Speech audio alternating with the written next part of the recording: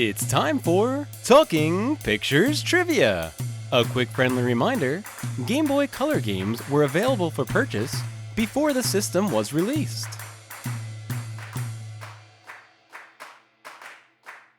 Welcome to Talking Pictures Trivia, the podcast in which a group of geographically challenged friends explore movies through trivia as an excuse to keep their friendships alive.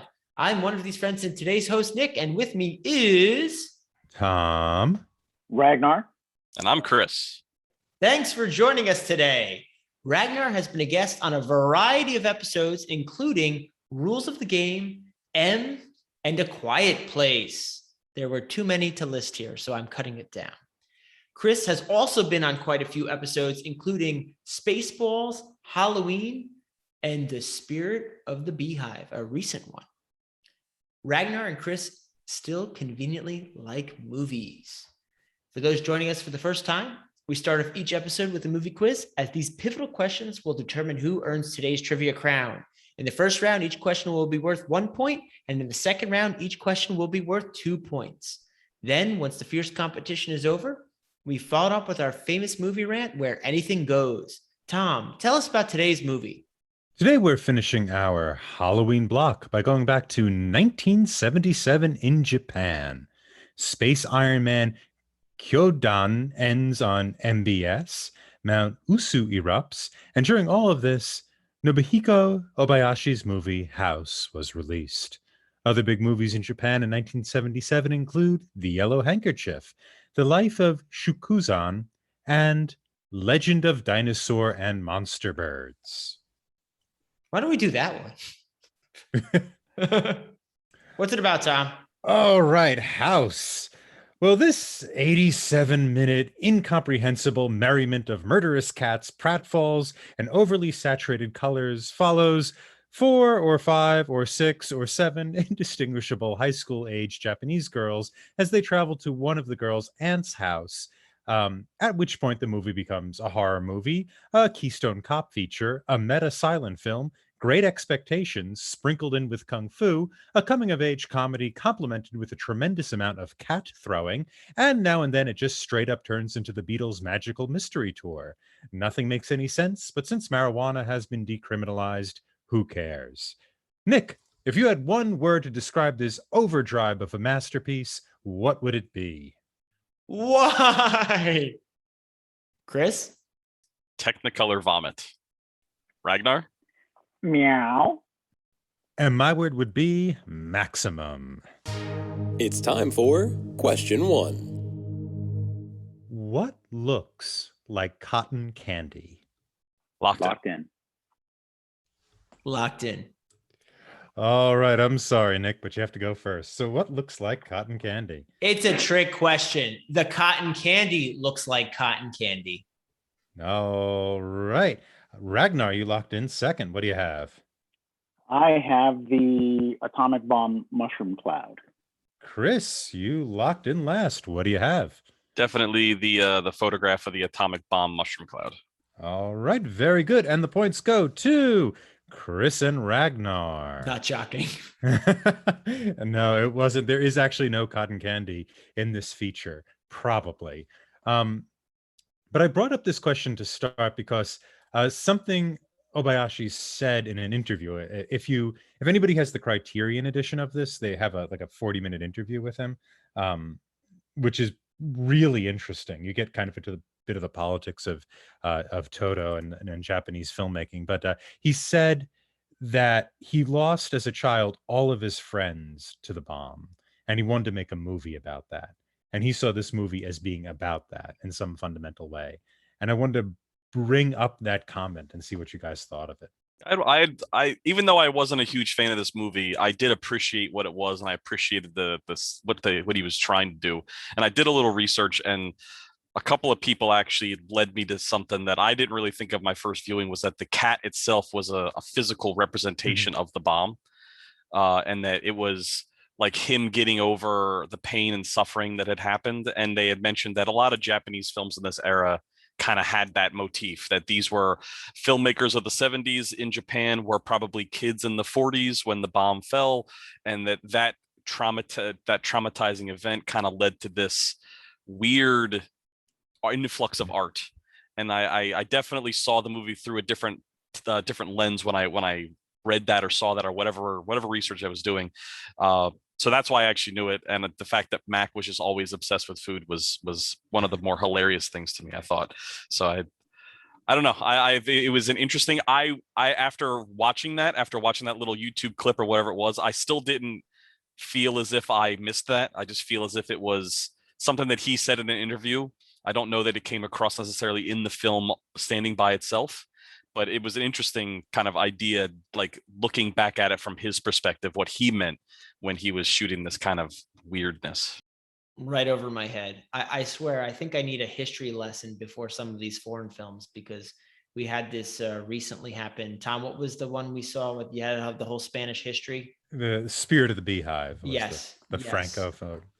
I was just going to say the bomb is or the bombs were so monumental for Japanese culture that it does impact every movie, and you have to know about it for every movie pretty much afterwards. It's kind of like September 11th for us. I don't know everybody's age, but so right now there are kids in the United States that were not alive for September 11th, and they're high school age or so forth, similar age to these people, and they don't know the impact of that day for those of us that experienced it.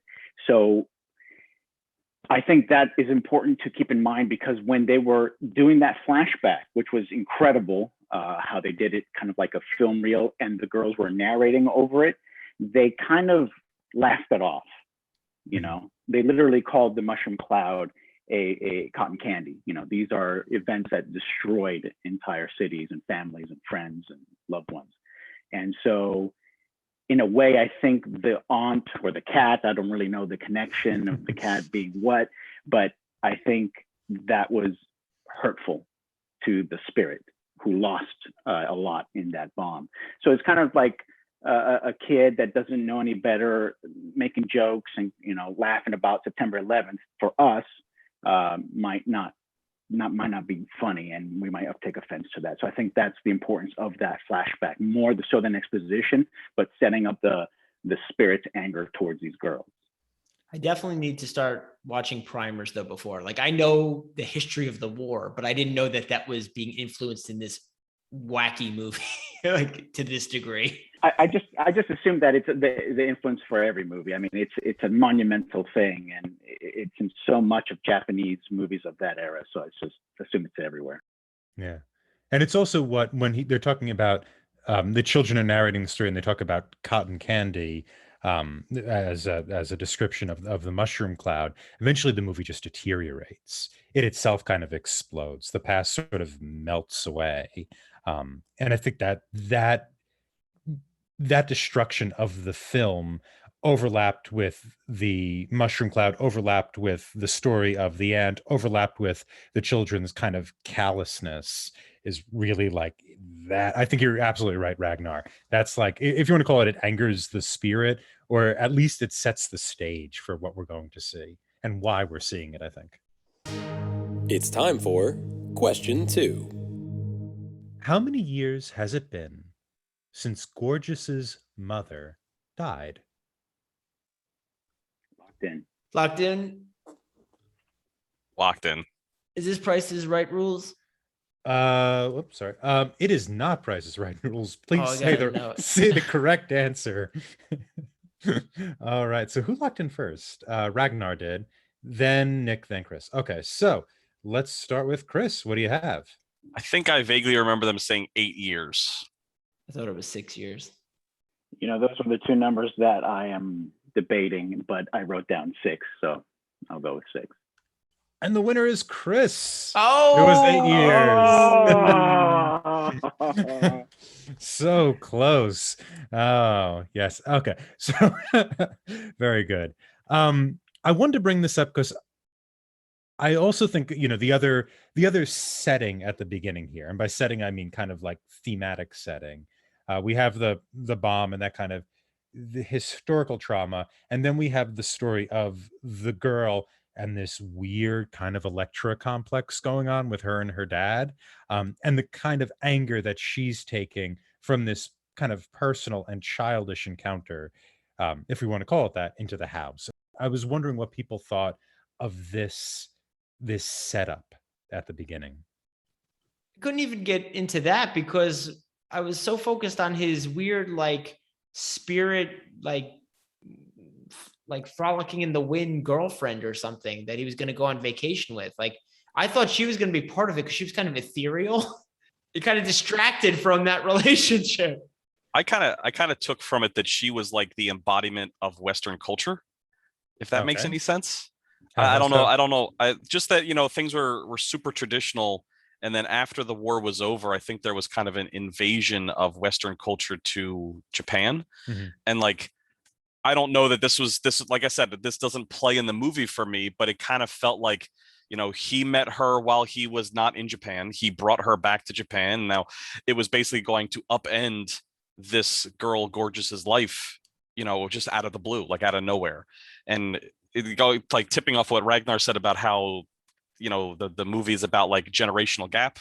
And it's almost like this is another generational gap of the generation before that was very traditional versus the generation that was embracing the West. Mhm. And that's why that's what I got from it. I don't know if that's right. I'm not an expert at this, but that's kind of what I took from it, Mhm. and why she had such a, I don't want to say hatred, but I think hatred for her because it's not traditional. It's not what she remembered.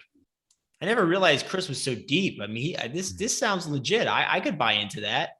The beginning of this movie reminds me of a lot of David Lynch, or I actually should be Mhm. the other way around. David Lynch reminds me a lot of this movie, and in specific, Mulholland Drive, where very briefly, but a character comes to California, Hollywood, and has high expectations. So everything's very colorful. The acting is over the top, syrupy sweet. And I think that comes directly pretty much from the beginning of this movie. In particular, this scene where she goes home, her house, Tom, is what you were talking about, and she meets her father. They're in this balcony thing. The sky is beautiful, and it's just oversaturated, just to show from her Amazing perspective how much fake backgrounds, you know. exactly, on purpose, to give Yeah. us that feeling of syrupy sweetness, happiness, joy, over the topness, and then this I don't know, ring race like figure, you know, comes in with the flowing dress and all that stuff. And then that's when things start turning bad. That's when the mood starts turning. That's when the film starts slowly getting darker and darker. So I think it's just, I can't read anything deeper into it. I'm sure there is, but from my level, I just saw like him setting up this like sweet home, this sweet beginning for the to juxtapose next to the terror that's going to happen pretty soon. I know I'm taking us on a full tangent here, but we were talking about fake backgrounds. One of the things I really did enjoy about this film was there was a fake background when they were getting off the bus and they're in this open scene, and then there's a fake background of the open scene that's still there even on the wide shot. And then they do it, but they were on an open plane, like an open field. Yes. It was just waiting for them there, this rectangle poster border. Yeah. It's like it's ultimate film. That's what it is. Is absolutely. I did like that. That was ridiculous. Yeah. I just want to jump in real quick and say that Japanese films, especially in that era, especially when there was like color and everything, they did a lot of fake backgrounds. Not all of them kind of pushed the limit like this one did, but there's a lot of movies that play with the background quite a bit. There's one that I forgot, but I'll remember the movie. But it is a thing in Japanese cinema of the time, using the fake backgrounds on purpose. Even with the wide shots. Even with the wide shots, yeah. I just think that was also a technique of the 70s because it was cheaper. You could shoot a lot of your movie on a studio backlot and make it seem grandiose if you had a good painter that could do a matte painting for the background. I just love that they had the background and they still needed the painting of the background. Oh, and I remember vividly that scene you're talking about because it was wild. They got off the bus and there you could tell there's a painted background behind. There's a rectangle. And then they take another wider shot and you find out that painted background is like a billboard that's stopping in front of the bus. It was wild. I loved it. Yeah. I think and like the it's like maximum falseness, right? You're always attuned to the fact that you're watching a movie. And it's odd because he worked on this on kind of the Toto lots, the major production studio in Japan at going back to the 30s, and I still think so today. And they had access to better effects, and by better I mean more polished, right? Better kind of things like that. And he chose to improvise effects on the set, right? To come up with how he was going to do things there, not having the polish, having it a little more rickety and things like that. He actually at one point he was talking about Kurosawa, and he was like, whenever I needed to pick a angle to shoot from, I thought, what would piss off Kurosawa the most? And that's the angle I went with. So a lot of, a lot of this is because also at this time in the 70s, they were making like strict realism. There was a realistic, even if they had the background, there was this kind of fetish for the better films being realistic, and they stopped making money. This actually happened in like the late 60s in America, where they were making musicals and they just stopped making money. And so that's one of the reasons why this got greenlit, because they're like, we've made a lot of comprehensible movies that haven't made any money. We're going to let you make this incomprehensible one. At the end of round one, we have Chris in the lead with 2 points, Ragnar right behind with 1 point, and Nick with 0 points. Stay tuned. We'll be back after these messages. KJ here from Talking Pictures Trivia, and I'd like to tell you about another of my favorite podcasts called Spooky Speaking Spodcast. In Spooky Speaking Spodcast, the crew rates every screen in every movie with a focus on horror movies. Here's a quick sample. What I like about this scream is that it's a very repetitive scream and it can be used in multiple situations. In fact, I feel like I've heard this in almost every movie I've ever seen. It's a classic. Can't get away from the classics. It's just a classic. And we're back. Ragnar and Chris, we're at the critical point of our episode where we ask the guests a key question, individually, of course, same question. So to the both of you, if you could watch House with anyone, dead or alive, who would it be and why? It's funny that Tom brought up that this director wanted to do anything that Kurosawa would hate, because that's exactly who I picked that I would want to watch this with. Nice. I just figured he would get a kick out of it and or hate it completely, and it would just be funny to watch his reaction to the mayhem that goes on screen and how it's incredible. Kurosawa was alive, he's during this. He's still making movies. He might have seen it. Well, he's not alive now, and that's who I'd want to have I want to watch my movie with. I would pick anyone who has not been to Japan that wants to go to Japan. That's who I want to see this movie with, because this is more representative. Just for the audience that don't know, KJ and I met in Japan. We lived in Japan for many years. This movie feels like Japan more than any other Japanese movie I've seen. I mean, it's the culture, the weirdness, the hodgepodge of ideas that don't really go together, but they just throw it together and make it work somehow. That's my experience in Japan. There wasn't a piano eating people, but besides that, it's pretty spot on. Now, are you watching with all these people in a giant auditorium, of course, with safe distance? Or is this one at a time? I mean, that could take a while. I don't know if can you watch it that many more times? I'll watch it one at a time and then turn to them and be like, you still want to go? You still want to go? Are you sure? And we'll see who has the guts to go through with their trip. It's time for question 3. How does the house first attack the girls? Locked in. Locked in. Locked in. So, Ragnar, you locked in last, so what do you have? If I remember correctly, the very first attack was a chandelier attack with its little chandelier crystal. All right, so the first thing that came to mind was the chandelier, but that's not the first time that something weird happens. The cat's eyes blink and the girl's camera pops out of her hand. So I'm assuming that the cat is the same as the house. So I'm going to go with the camera coming out of their hand. Okay. I misheard this one because I thought it was the first actual like death. So I was saying Mac Attack because that's the first one of them that bites the dust. This is interesting. So I had dropping the chandelier shards, which kung fu. It is interesting. The camera thing does occur before that. Would we consider that attacking the house, with the house attacking the girls? Because the camera seems to be, it's the same camera shot that we see in the meta silent film that goes off with the nuke. And so there's a kind of reference there. I don't know if that's an attack or like a defensive move. I think it was self-defense because if I remember correctly, the spirit can't be seen in mirrors. Is that, I believe, like there was something with where they saw the spirit. So maybe she was trying to protect herself by not being shown to be not there. I don't know. Something like that. I think I took it as she didn't want to get her picture taken because it might not show, the ant might not show up or the cat might not show up. I'm not sure. Whoever who's representing the house at that point.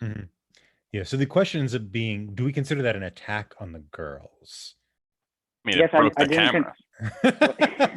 That's an attack on the camera. I don't know. I'm sorry. I think I'm gonna say no, man. Sorry. I appreciate the effort. I'm in protest. Asterisk on this question, please. It also allows for a score change, which makes our episodes much more interesting. Our focus group said, yeah, I think you're right though. The shard is actually like an attack, where the other one was more of a defensive maneuver. But I forgot them both. Well, not forgot.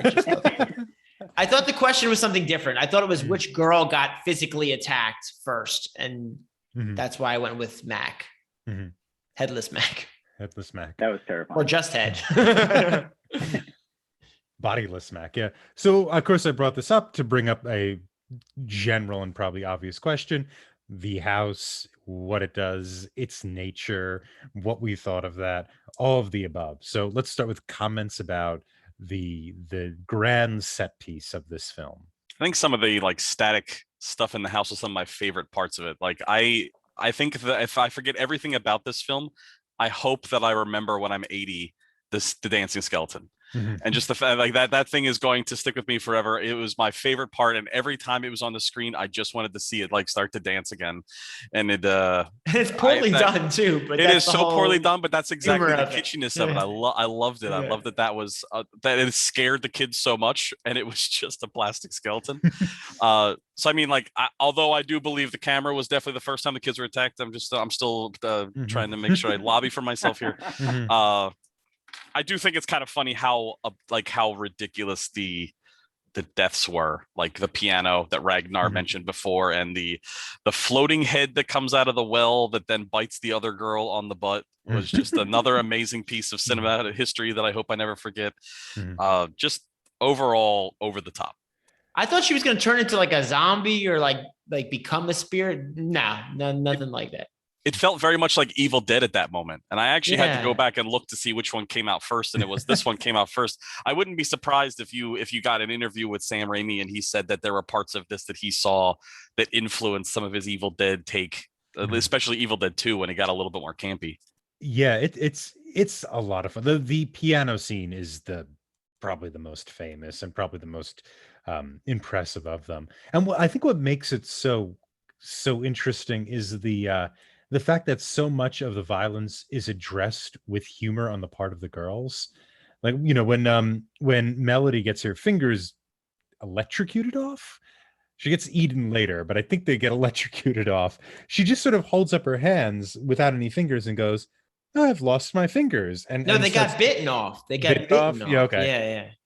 Yeah, and then they you know, and then she kind of laughs it off until the piano eats her hand and then eats her. And even when it eats her head is like floating around. Very weird. And she looks at her legs as they're kicking, and she's like, but they're always in like a different location, and like it's very weird. That was, although I did like when her fingers were playing the piano and they were all just kind of floating there. I think once the house starts to kick in and become a character, this is where all my analysis and deeper meanings and all that just fly out the window because I can't make heads or tails of it. I just know that it looks like like I said, a kaleidoscope of wild ideas. And I think the director had input from his 10-year-old daughter. And she came up with a lot of the. She gets a writer credit. Yeah. You know, and it shows, and it's just a wild ride of imagination. It's like sometimes I felt I was in that Willy Wonka tunnel when it's all dark. Like, what if you step off in that tunnel? This is where you go. You know, this wild, crazy world. So it was just, I think it was just ideas that were just pouring out of him, and he just put everything in there. I did notice that all of these shots were like he held on to him for a long time. Like it wasn't like today's horror where it's like you get a brief glimpse and then the camera pans to something else and it's a hot cut. Like he was focused on that piano scene for what seemed like forever. And I think I think it's a little bit on purpose, just like because it made me a little uneasy there for a little while. It's like, this is this crazy thing, and she's holding her hands up, and you're literally going to stare at them for like 3 beats or 4 beats before we even make any mention of the fact that it's happening. And it was a really, really odd pacing. And I think that probably in his head, for whatever reason, it was probably intentional. I couldn't exactly tell you what his purpose was, but it seemed like it wasn't just the piano scene where everything kind of lingered a little longer than it probably would have in other movies that I've seen. And I think that was probably by design, but beats me what he meant by it. You know what really saved this movie? Kung Fu solving everything by kicking or karate chopping things. Yeah. So that saved it. I don't know why every time she came on screen, I was very happy about some ridiculous thing she was about to do. Even when her legs were torn off, she was still fighting. Still fighting. Kick, right? Into the cat. Yeah, into the cat. And she had some of the most badass music. Like her little like piece of the score was probably the best one. Yeah. The rest of the score, sure. I don't know. Yeah, it's very like the old films of George Méliès, if you've seen those, where it's just like, here's more fantasy stuff because I can. This is like the limits of what I can throw in there. And we'll knock the eye out of the Man in the Moon. Why not? It has that kind of spirit. It's sort of like, I think Méliès probably wouldn't even consider himself a filmmaker back then. He would be like an illusionist, and that kind of was the feeling here. It was like, this is maximum filmmaking to such a degree that it's more like an illusionist or like a kind of a sideshow demonstration, but it's just filled with this kind of energy and this stuff and this like love of the medium itself. That's what I felt with the whole thing. Was like, the house was an opportunity to make, cinema qua cinema, right? It's just filmmaking distilled. Yeah, I agree 100%. Like this, it does feel like a love letter to cinema. Yeah. Because again, I'm not too familiar with the director's other work. I've never seen anything by him other than this. I suspect it was probably his first film, or at least first major studio. Yeah, feature film, first major studio with a budget, not including any like, college or student films or whatever. Or I thought it was a student film. But like he had so many ideas from start to end. From the very first thing where it says this is a movie or a movie or something like along those lines, to the very end, he has all these ideas from years of loving the cinema, of loving the medium, and he just poured it all out like it was his one shot to get all his ideas out, and it's amazing. It's interesting. You know what he did he made a few silent films, and he made one called Emotion, which actually like kind of toured the college circuit and got a little noise. He went into advertising, and he spent 10 years between that movie, which was I think 66 or 67, and this, filming commercials, hundreds and hundreds of commercials. Wow. And which was looked down upon by all his friends. They thought, well, this isn't art, you're just making commercials. But he worked with people like Kirk Douglas and these like really big, because they would come over, like today, they would go over to Japan to do a commercial, to remain respectable. Nobody in America knew about it. So you could see like him like directing these famous actors, but these like commercials, I've looked at a few of them, have this style. And so it's clearly like you have a commercial, you have like 2 days to make it, and you have a budget, because film didn't have a lot of budget, but Japan was going through a boom in the 60s. So advertising had a lot of money. And so he could just have this like festival of short films that just had this like product float out at the end or something like that. So all of these skills are kind of honed in the commercial world. That's where a lot of this comes from. Wow. Interesting. It's time for question 4. What scene occurs at 43 minutes and 45 seconds into the picture that is exactly the halfway point? Briefly describe it. And by briefly describe it, I mean, make it clear you know what scene it is. You had to clarify that for me because I had an answer, but now I don't think it's gonna work. Locked in. Locked in. So Ragnar. Nick, did you lock in? I have just locked in at this very moment. Oh, okay, very good. Which means you're going first, buddy. What do you got? I specifically remember that scene. It will probably stay with me throughout the rest of my life. They were lowering a very round, almost perfect sphere watermelon into a well. All right. Ragnar, you're up next. So at the exact halfway point of the film, I'm shooting from half court here. It's when they meet the watermelon vendor, and he points the way to the house. Sounds like a watermelon theme here so far. Yes, this is a watermelon answer. Chris, what do you have? I think so. I'm 100% guessing. I have no idea whatsoever, because this is a very specific question that I was not ready to answer.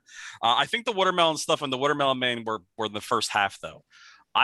So I picked something in the middle that I thought was kind of weird. I think when she goes upstairs to the mirror and is painting her lips, that just feels like it's when the movie turned, and maybe why you're asking this question. So that's what I'm going with. I'm going to say it's like her dressing up like her auntie and seeing it in the mirror. I don't know. Come on, watermelon in the well. Come on, watermelon in the well. Chris wins the episode. Oh! No. And the last. I thought that was later. Oh, man. That's the halfway point. At exactly the halfway point, that scene starts. Trust me, Nick, it felt like it was longer than that. There you go, Ragnar. That was my first dig at the movie, all right? my first answer before Tom clarified, I was going to just say Mac was eating. No, not anymore at that point. Or maybe in the afterlife. Yeah. Yeah, who knows? Yeah. So I brought up this scene because I think, Chris, you described it actually pretty well, the tonal shift, that something seems to like really change at that point. And these characters aren't developed, right? Their names are their only attribute. Kung Fu. Gorgeous. Melody. Well, yeah, Melody plays instruments. Kung Fu does Kung Fu. Sweet has a crush on her teacher because he's so manly. But Gorgeous is the character that I think, if we're going to say there's maybe depth is the wrong word, but maybe we could say a lot of surface that we could say that about. And I think this is the scene that's sort of along with the scene at the beginning with her father, that allows that surface to kind of spread out and begin to kind of interact with the past and whatnot. And I was wondering what people thought of that character Gorgeous and how she relates to the ghosts and what have you in the house. It's like the moment where she goes from being the young innocent bystander girl that goes to the house, and she actually becomes one with the house. Mm-hmm. Like she actually, like right after that scene is where she goes downstairs and they're fake calling the police. And I think she picks up the receiver and you hear like voices as if somebody else is trying to say, help us, get us out. Like somebody else has been affected by this house. And she just hangs it up saying that it's broken. And then she's the one that then starts terrorizing the other girls that are still around. And even though Mac died before and it was somebody else that did it, now it's Gorgeous that has kind of taken on the mantle. And even in the last scene, she touches the hands with with what was her name, Roaku or something. It was the soon to be mother's name. Oh, Like yeah. she becomes the attacker of her. Mhm. Like she has now taken on the mantle of the white haired aunt, which I don't know that we see very much after that transitional scene. Like I feel like the spirit, the white haired mother, the white haired aunt, like embodies the girl gorgeous, or is the girl gorgeous. I'm not sure what the symbolism is there, but I don't remember seeing the white haired aunt after that. I think it's just the embodiment of the house, right? And the house in physical form took her place. I don't know, because the aunt is dead. Really, she's been dead for. I think that's what they were saying. She's right, but her dead. spirit was like controlling the house. Yeah. Mhm. So now she's controlling the house, I think. Yeah, she's a Mrs. Havisham character, the aunt. She's very much like that. The Great Expectations character, who doesn't get married and lives all alone in her wedding dress and tries to make young people fall in love and break their hearts because she wants revenge kind of on everyone for her husband leaving her on her wedding day. There's something like that going on here, but it's also intergenerational, right? And I think that kind of speaks to this kind of problem that that Gorgeous is having with their father, and then the problem that the spirit of the film is having with the behavior of the girls, as much as the film is also celebrating that behavior. And the last time I think you see the aunt is in that scene. You see her in the mirror. Right, you see her kind of taking on also like a vampire mantle. That's why I thought it was like a transfer of. Yeah, it has that kind of feel. Yeah, definitely. And Gorgeous after that, you see the person you see in the wedding dress is gorgeous. You know what though? I think there was a scene on the staircase where it still was the aunt later on, where the one girl was still floating on, I don't know, a mattress or a piece of. That was Gorgeous. That was was Gorgeous. I thought that was Gorgeous walking down, and the okay. other. What is her? That was one that liked the guy. Sweet, was that her Sweet, name? yeah. I think she was the Sweet last Han, girl yeah. standing. Mm-hmm. And she like paddles up to the staircase, and Gorgeous is there. That's Right. Fantasy. Okay. It might have been Fancy. Well, Fantasy. yeah, but going to the aunt is the last thing we see her of, like, at least not in a mirror. Which was she when she was in the mirror? Was she younger? Yes, she didn't have the dark hair for sure. So the last time I remember seeing the white-haired version is when she breaks the fourth wall and smiles at the audience. Yes. Kind of like this thing's going to get crazy. Dancing in the rafters. Like she goes into the refrigerator. And got some energy. Yeah. And then she's just like, she got here we go. Yeah. So we can get us. Yeah. Yeah. That's the last time I think we see the older version. And then Gorgeous sort of takes on the mantle and takes on like the anger of it as well. Right. She becomes the person who kind of consumes. And the last person she consumes is Umi, the woman who kind of quote unquote took her man. Right. So we kind of we sort of end back where we came from. Except it's like kind of worse or kind of more horrifying because it's like the dad is the man she was robbed of being able to spend time with. So it becomes just even slightly more bizarre regarding that, like father daughter relationship. I think it was, I don't know, I think it might be a cultural thing because it's more common where the daughter takes care of the father and they have a very strong bond. And that movie, that relationship is explored a lot in Ozu's films about a aging father being taken care of by the daughter who's not getting married and needing to break up that thing. And that is happening here in this movie as well. So it's a very, very common relationship breakup that happens. And it was just interesting to see it even in this bonkers film. Oh, okay. Yeah. That's in those. What do you mean by them breaking up? So basically, this is not my perspective, but what is common in Japan, and especially the older generation, is once a woman turns 30 and she's not wed, she's an old maid for all intents and purposes. And then they have some certain idioms and sayings that are quite nasty, but essentially she becomes useless to society. So if a father who, let's say for whatever reason, the mother is out of the picture, the father is aging and is being taken care of by the daughter, and they have a very good bond, they have a very happy relationship, the father is then pressured to marry off the woman, the daughter, to anybody, because her clock is ticking as well. So it's a societal pressure that breaks them apart.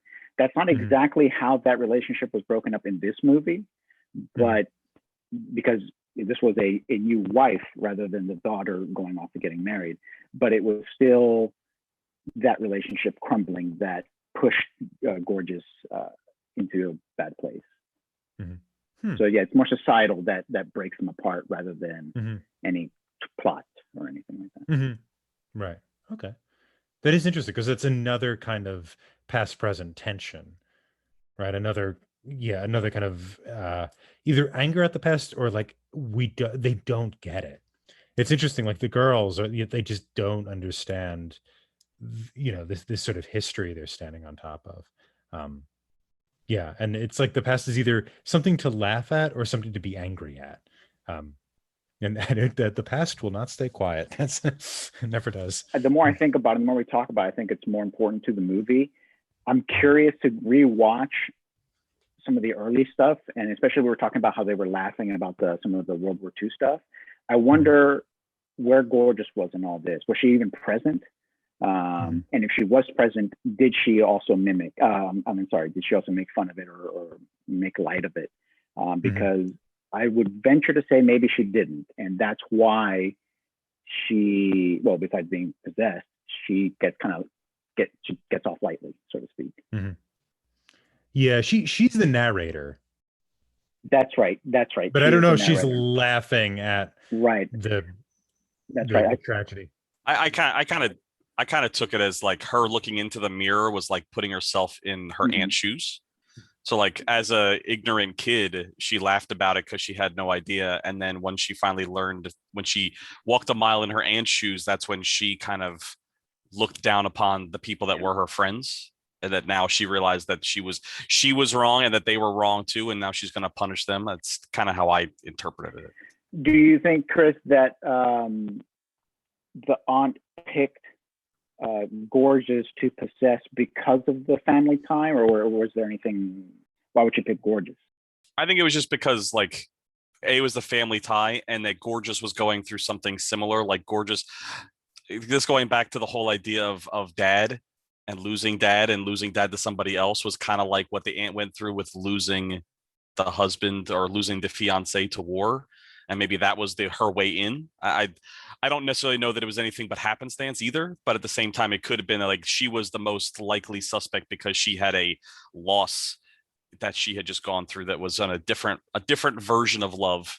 It was a love between a father and a daughter, not a love between a future husband and wife, but it was a loss in some way, shape, or form. Yeah, I do like that. That does make sense. She was like the more susceptible because she was in that state of mind similar to the aunt. Because like that's the whole reason that she went to this house was because of that loss. Like she was going to go somewhere else and vacation somewhere else with dad, but this wedge was driven between them, and then she basically runs into the open arms of Auntie, who then makes her own. And she becomes with the vampire theme that's going on there, or the vampire imagery. She's also the gorgeous one, the attractive one, is also an attraction for future people to come and visit, as we see at the end too. So that keeps going, and it's also interesting because you have you do have this kind of idea of like trauma being passed on, right? And I think that resonates more when you could see the kind of genetic connection between characters, right? Because that's a clear present, past, they're related and of different generations. And I think that also relates to the sort of maximal film style, which, what does film do? It like captures the past and it holds it and it makes it something you can't escape from. And that, I think that's also happening with their relationship and with this kind of vampire thing that's going on. It's this kind of like the trauma that doesn't die. It's time for Movie Rant. I'd be remiss if I didn't bring up the topic of the clock in the house. Would we like to kind of go into that a little bit? Because it's a little perplexing. The one that grinds the girl up into liquid? Yeah, they literally have this chiming noise that seems to be really pronounced throughout the house, but they don't find the clock, and then finally they find the clock, and it's like gushing blood and all of that. One of the girls is in it. Yeah. I think it's either Sweet, I think it's killed by the mattresses. And then is it no, it is Fantasy. It is Sweet in the I think who gets killed by the mattresses? I don't think she was killed by the mattress, just like disappeared or like. Oh, okay. So it's the same, yeah. Because it was like the impression was she got turned into a doll, right? Or maybe because the mattresses fall on her and her clothes are stripped and they come down to the clothes are stripped. Are also stripped, and the cat is next to the doll.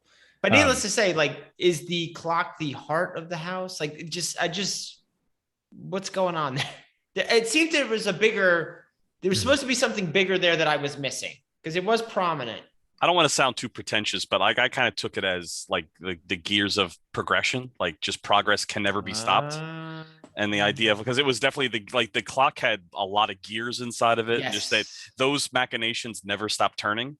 And that if you get caught in them, you can kind of like suffer the consequences of them.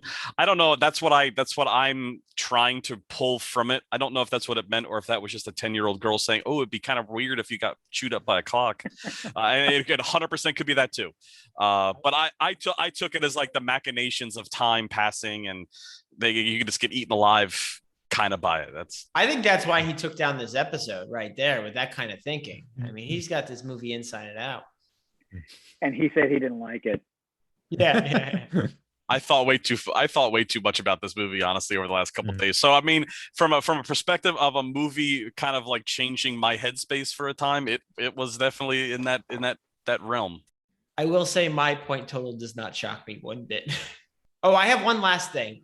Sorry, not to throw something else random there, but at the end, why is the boyfriend turned into a pile of bananas? Yes, I want to know this. That this is the best part of the movie. Yes. Like, why? That was a question, but I thought everybody would just get it right. So yeah. So I left it off. But why? Why is he a pile of bananas? Because why not?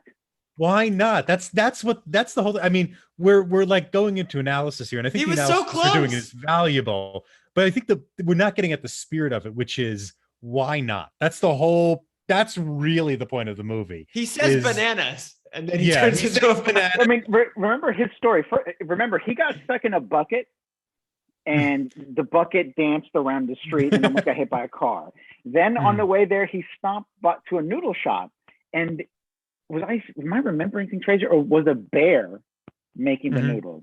Oh yeah, there was a bear there. There was a bear there. Yeah. So they were some really good noodles, though. Why wouldn't he turn into bananas at the end? Nothing else makes sense. It's the most logical step. And I mean, I understand the watermelon man blowing up, but like, yeah. I also love how Mr. Togo was like, he was referenced enough to make you think he was the hero coming, and he just turns into bananas. It's not even like he fails to be the hero. They subvert Ôbayashi subverts the expectations so completely. It's not only that he fails by turning into a giant pile of bananas. Because in the shape of his body in his buggy car. And with the hat on. And the hat on. Don't forget the hat. The hat didn't turn bananas. The hat was sane. Everything else out of control. Yeah. It's a lot of bananas. I love that.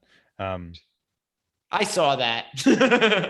And I love I had to say, I really love the effects. I think this movie with, even kind of basic like 1970s Jaws levels effect would be not really something we would be watching today or talking about. Because because it's like a magic show. That's what it's like. It's a magic show. It's a guy coming up with how can I make this weird thing on the spot because I want to, because I somehow tricked everybody into allowing me to make this movie, and so I'm gonna have fun with the trick.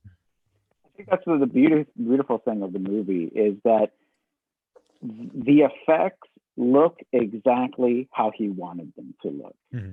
This was not bad filmmaking. This was not ran out of budget, so just put some ridiculous things together. He knew what he was doing.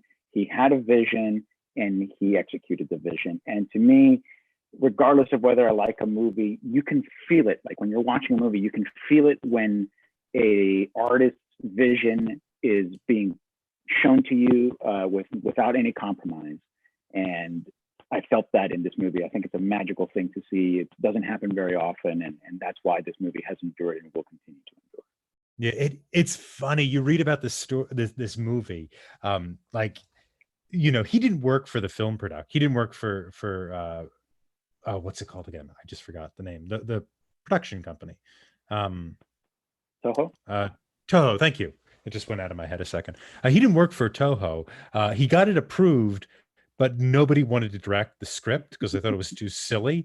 And so what he did was he started his own marketing campaign where he got the album to the movie done first. And then he created a manga comic as well. And he had a fashion show for the 7 lead female characters in it. So he just went on this campaign because he didn't work for the companies. So they're like, a director who works for us has to make it. You can't make. And so eventually he just kind of forced his way using his marketing skills to get this done. I love and when it was successful, everybody was really mad at the production company. They were furious because they're like, people are going to think Japanese movies are this and not, something fancier or something better. This shouldn't have been successful. We're upset with you. Somebody actually told the screenwriter, we're disappointed that this made money. Classic. I mean, what more can this guy do? I mean, he wrote it, directed it, and he was the marketing campaign. Yeah. I mean, he did everything. Yeah. Him and they had there was another screenwriter who I think took the ideas and made it a script. Okay. But I think a lot of it did just come from, yeah. I mean, a lot of it came from his, like you said, his daughter. It was just I thought there was a head in the well. And so, that all that, and the mattress thing all came from his daughter. The piano came from his daughter, who is in the scene where they're waiting for the bus. She is a shoe shine girl. The shoe shine scene. I forgot about that. That was awesome too. Yeah. So yeah. having a that's her. happy old time. Just, yeah. That's her with the, okay. Mm-hmm. Yep, that was the idea. That was the brain behind the film, Shining Shoes. I'd like to once again congratulate our winner of the week, Chris. There's no contention here. He definitely got it. I know Ragnar, you put up a good fight there, but with his analytical skill and eye here, man, we had no chance. No chance. Thank you. And I just would like it to be known for the record that it was the time where the camera got attacked that was the first time the house attacked. Thank you very much. Thank you. It didn't matter. 1 point win. Let's just the buzzer beater. In addition to our website, talkingpicturestrivia.com, you can find us wherever you listen to podcasts, as well as our YouTube channel. We are extremely grateful for any positive reviews, as those help others like you find us. If you like what you hear, remember to like and subscribe to our show. Would you stay in an Airbnb that was house themed, and why? Let's continue the conversation on Twitter at Talking Studios. Have additional thoughts? Email us at talkingpicturestrivia@gmail.com or give us a call at 201-467-8679 for a chance to be featured on one of our future From the Listeners episodes. Thanks again, Ragnar and Chris, for joining us today. Is KJ going to listen to all this? Of course he is. He's the one who puts KJ, this all we're together. much happier without you here. You should stay behind the scenes. Don't show your face. We don't want to hear your voice anymore. KJ, I would just like to let you know that I miss you and I would like you to come back, but I would like you to also bring me back on episodes. That way we can continue our banter with kind responses. KJ does not deserve kindness. Yeah, stay away, KJ. Mm-hmm. No, I'm But kidding. keep recommending movies. Yeah, exactly. No. No, I had a blast with this. Keep recommending movies, KJ. I keep enjoying the movies you I recommend. can't fella. multitask these type of movies. They take way too much attention. If it could be silent next time, just to irritate Nick that much my more. gosh. Yeah, and make sure that the intertitles are in kanji. So yeah. In all seriousness, thanks again for having me, guys. This was awesome. I appreciate it. Nah, it's great to have you on, even if you win. You can find me on Twitter at ThomasLehman15 and check out our sister podcast, Talking Pictures Trivia B-Side. I can also be found on Twitter at The Nickname. Join us next time when we discuss Nick's recommendation, which is my recommendation, from Korea in 2019, Parasite. I attempted to pick a KJ pick in his absence. Stay tuned for our first impressions of this film. So the first time I saw Parasite was in theaters. The movie was receiving a lot of hype, and it kind of made me, I don't know, negative about it, because when movies get overhyped. So I saw it in theaters when it hit New Orleans, and I got to say, even though it received a ton of hype, I believe it was underhyped, and I think it was a perfect choice to win the Best Picture, the first foreign film to win Best Picture at the Oscars. This is my first time seeing this movie for this podcast. I didn't see it when it first came out, and I had forgotten that it had won an Oscar or Oscars or Grammys or Emmys or whatever these things win nowadays. I had a somewhat strong negative response to the film. After about 40 minutes, I kind of figured what they were doing, and I then found the sort of genre a little confusing. It seemed to, at some points, go towards farce, and at other times go towards something quite different. I don't think it was, in the end, farcical. So I found the ideas behind the movie familiar. I kind of figured it out, what they were trying to do, pretty quickly on, and then I found myself kind of frustrated for the latter hour 20 or whatever was left after the first 40 minutes. So yeah, I guess I had a different response than you, Ragnar. But that's all right. I mean, I'm glad I watched it. That looks like a lovely piece of property. That was the set piece for the film, and I might not be revisiting it. For me, with Parasite, the first time I saw it, I was impressed. Impressed in the sense of this was one of my. So I went through watching a lot of Korean movies when I was probably about maybe 10, 15 years ago. And I felt like this one was up there with, I think it was, what's his name? The director who did Old Boy, or part of the Old Boy trilogy. But with Parasite, I think it was how it layered in, I think that for anybody who's seen it, the real thing is like the class warfare, or looking at the kind of the socioeconomic standings of two families and how both of them relate to each other, feed off of each other, how they're similar, dissimilar. But on top of that, it was a lot of the contrast and the imagery and the scene setups and the music, a lot of operatic tones that really highlighted or brought certain things from scenes, kind of to the forefront. So it wasn't just like the acting or the concepts in the movie. It was also how a lot of things were brought to the audiences. So for me as an audience, was brought to my attention, and how they use a lot of things that were either in the background to show contrast, as well as comparison, that I really enjoyed with Parasite. Like Tom, this was also my first watch of the film, and I was very much looking forward to watching this. I made sure to not have any spoilers or really understand the plot or anything, even with all the hype that surrounded it. So it's been a while since it's been out in 2019. And I've stayed in my little bubble. So I was really looking forward to watching this one. And just like Ragnar said, I'm always concerned when there is so much hype And I do fall into the camp that I think the hype was well deserved. What Tom might have struggled with, I actually embrace the fact that it kind of morphs from different genres. And usually I am pretty good at predicting what is going to happen in a film. But this one changed drastically from one genre to another and even to another after that. So I could understand why it could be challenging if someone was trying to peg it into one specific box, because it really was a few different types all kind of commingled into one. And I think he did a really good job with it. But again, we'll get more into that in the episode, but I'm very glad that I had to watch. And I actually do want to rewatch this possibly with my wife. She wasn't able to watch it with me. So we'll see if how I feel after a second watch. Here's an art movement to look at if you like the look of this movie.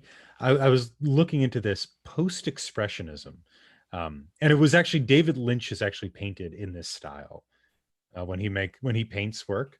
What should I look at if I don't want to find something in this style? I guess Nick, for you, futurism. That's what I'm going to give you. Okay. Mm-hmm. Yeah. It was a big inspiration to the Italian fascists. But the neo-expressionism was this like 70s, a really interesting 70s art, which was accused, and this is also part of it, for being too marketable. Like it's sold too well and people are angry at it.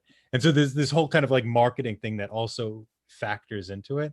But it's really like, it's like American and British and actually a little bit Iranian, I think. Like Philip Guston, Betty Goodwin, people who's, I think she was Canadian, I think she was American, but it's something to look at because it looks like this movie. There's a lot of like overlap of odd shaped objects. Yeah, it's I don't know if it's the greatest artwork in the world, but it makes you think of this picture.